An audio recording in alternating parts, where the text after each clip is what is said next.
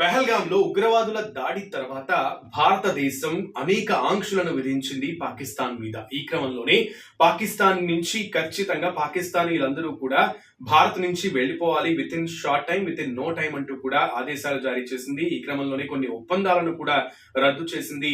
And ఇక్కడ నుంచి భారతదేశం నుంచి ఖచ్చితంగా వచ్చినటువంటి వివిధ లాంగ్ టర్మ్ వీసాలు, షార్ట్ టర్మ్ వీసాలు, బిజినెస్ వీసాలు, సాక్ వీసాల మీద వచ్చినటువంటి విదేశీయులందరూ కూడా, అంటే పాకిస్తానీ విదేశీయులందరూ కూడా ఇక్కడ నుంచి వెళ్లిపోవాలి తమ తమ దేశాలకి. మెడిసిన్ పర్పస్ మీద వచ్చినటువంటి వాళ్ళు కూడా వెంటనే ఈ నెల 29 లోపు వెకేట్ చేయాలి అంటూ కూడా భారతదేశం ఆదేశాలు జారీ చేసింది. ఈ క్రమంలోనే స్పెషల్ బ్రాంచ్ పోలీసులకి ఆ పని అప్పచెప్పింది. ఇప్పటికే కేంద్ర హోంశాఖ మంత్రి అమిత్ షా నుంచి ఆయా రాష్ట్రాల ప్రతి రాష్ట్ర ముఖ్యమంత్రులకి కూడా ఫోన్లు అందాయి. దట్ పాకిస్తానీయులు ఎక్కడెక్కడ ఉన్నారో వెతికి మరీ వాళ్ళని వెనక్కి పంపించండి అంటూ కూడా కేంద్ర హోంశాఖ మంత్రి అమిత్ షా చెప్పినట్లుగా కూడా బయటకు వస్తోంది ఇన్ఫర్మేషన్. ఈ క్రమంలోనే ముఖ్యంగా మన భాగ్యనగరంలో, హైదరాబాద్ లో దాదాపు 208 మంది పాకిస్తానీలు ఉన్నట్లుగా స్పెషల్ బ్రాంచ్ పోలీసులు తెలియజేశారు. ఇందులో 156 మంది ముఖ్యంగా లాంగ్ టర్మ్ వీసాలతో వచ్చినటువంటి వాళ్ళు ఉండగా, షార్ట్ టర్మ్ వీసాలలో మరొక